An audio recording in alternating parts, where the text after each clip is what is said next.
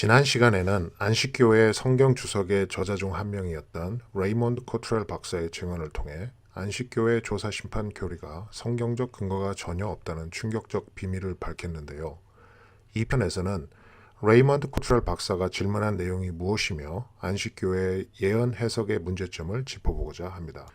레이몬드 코트렐 박사가 다니엘 8장 14절에 성소가 정결함을 입으리라는 구절이 언어학적 또는 문맥적으로 레위기 16장의 대속죄일과 어떤 연관성이 있는가 하고 안식교의 학자들에게 질의하고 27명 모두가 아무 연관성이 없다고 답변을 받은 내용에 대하여 이해를 돕기 위해 구체적으로 살펴보겠습니다. 다니엘 8장 14절이 말하여진 배경을 살펴보도록 하겠습니다. 그중 한 뿔에서 또 작은 뿔 하나가 나서 남편과 동편과 또 영화로운 땅을 향하여 심히 커지더니 그것이 하늘 군대에 미칠 만큼 커져서 그 군대와 별중 몇을 땅에 떨어뜨리고 그것을 짓밟고 또 스스로 높아져서 군대의 주제를 대적하며 그에게 매일 드리는 제사를 제하여 버렸고 그의 성소를 헐었으며 범죄함을 인하여 백성과 매일 드리는 제사가 그것에게 붙임바 되었고 그것이 또 진리를 땅에 던지며 자의로 행하여 형통하였더라. 내가 들은즉 거룩한 자가 말하더니 다른 거룩한 자가 그 말하는 자에게 묻되 이상에 나타난 바 매일 드리는 제사와 망하게 하는 죄악에 대한 일과 성소와 백성이 내어준 바 되며 짓밟힐 일이 어느 때까지 이를꼬 하매 그가 내게 이르되 2300 주야까지니 그때에 성소가 정결함을 입으리라 하였느니라. 그러면 여기에서 다니엘 8장 9절로부터 12절까지 작은 뿔이 어떤 일을 하는가 하는 것에 대해서 정리를 해보겠습니다. 첫째, 군대와 별 중 몇을 땅에 떨어뜨리고요. 두 번째, 군대의 주제를 대적하고 세 번째, 매일 드리는 제사를 제거합니다. 네 번째, 성소를 헐고 다섯 번째, 백성과 매일 드리는 제사가 작은 뿔에게 붙임바 됩니다. 여섯 번째, 진리를 땅에 던지게 되죠. 13절에 있는 말씀을 정리한 내용과 함께 비교하면서 보도록 하겠습니다. 내가 들은즉 거룩한 자가 말하더니 다른 거룩한 자가 그 말하는 자에게 묻되 이상에 나타난 바 매일 드리는 제사와 망하게 하는 죄악에 대한 일과 성소와 백성이 내어준 바 되며 짓밟힐 일이 어느 때까지 이를꼬 하매 여기에 거룩한 자가 다른 거룩한 자에게 질문을 하는데요. 작은 뿔이 하는 이 일들이 즉 매일 드리는 제사와 망하게 하는 죄악에 대한 일과 성소와 백성이 내어준 바 되고 짓밟힐 일이 어느 때까지 이를 것이냐라고 질문했는데요. 이때에 다른 천사가 대답을 합니다. 그가 내게 이르되 2300 주야까지니 그때에 성소가 정결함을 입으리라 하였느니라. 좀 더 이해를 돕기 위해서 다른 성경 번역을 한번 보도록 하겠습니다. 이 환상 속에 나타난 악한 일들이 언제까지 계속되는 것인가? 매일 드리는 제사를 못 드리게 하고 멸망에 이르는 죄악을 저지르며 성전이 헐리고 하나님의 백성이 짓밟히는 이 같은 악한 일들이 언제까지 계속되는 것인가? 그러자 다른 천사가 내게 말했다. 그런 악한 일들이 밤낮 2300일 동안 계속될 것인데 그때가 지나야 성전이 복구되어 깨끗해질 것이다. 안식교는 다니엘 8장에 나오는 작은 뿔이 천주교의 법안권에 해당한다고 해석을 하고 있습니다.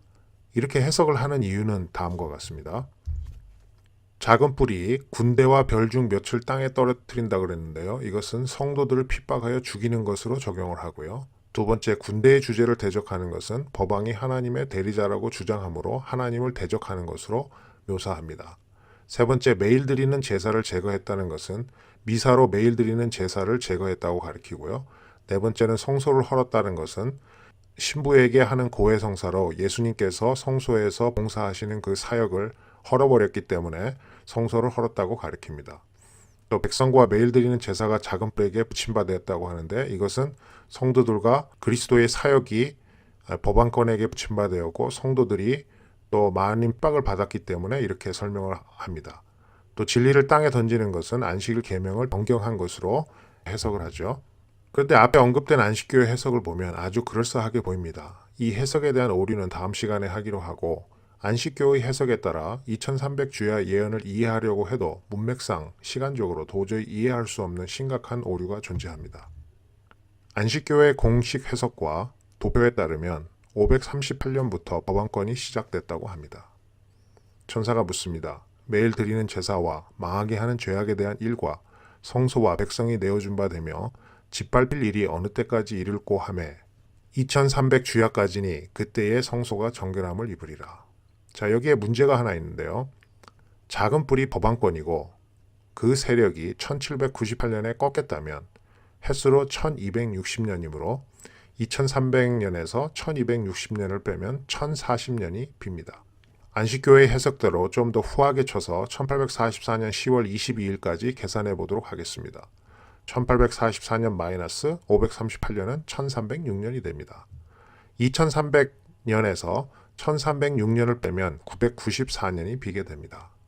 안식교의 해석대로 이 예언을 해석한다 하더라도 2300년의 예언 해석이 틀리게 되는 것이죠. 두 번째 문제는 법안권에 의해 짓밟히는 성소를 이야기하다가 뜬금없이 성소가 회개한 죄인들의 죄로 인해 더럽혀진다는 것입니다. 그러므로 1844년부터 대속죄일이 시작되었으므로 회개한 죄가 진짜 회개된 죄인지 조사해서 도말함으로 하늘 성소를 정결케 하는 일이 필요하다고 황당한 주장을 합니다.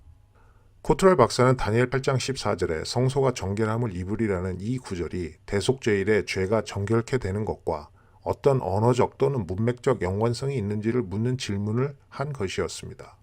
다시 말해 조사심판과 어떤 연관성이 있냐는 질문이었지요. 성소를 짓밟고 더럽히는 것이 성경에 나온 대로 작은 뿔이냐 아니면 회개한 성도들의 죄인가? 하늘 성소가 더럽혀지는 것이 회개한 성도들의 죄라고 한다면 다음과 같은 문제가 발생합니다. 첫 번째 문제는 2300 주야 예언 기간 동안 매일 드리는 제사가 제거되었는데 어떻게 회개한 죄가 하늘 성소로 옮겨진다는 것인가?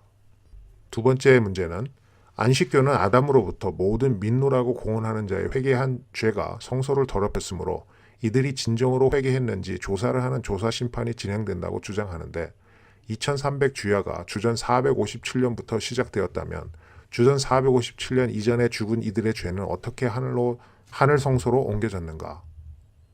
세 번째 문제는 예수님께서는 아직 성소 봉사를 시작도 안 하셨는데 서기 31년 이전에 회개한 죄들은 어떻게 하늘 성소로 옮겨져 하늘 성소를 더럽힌단 말인가?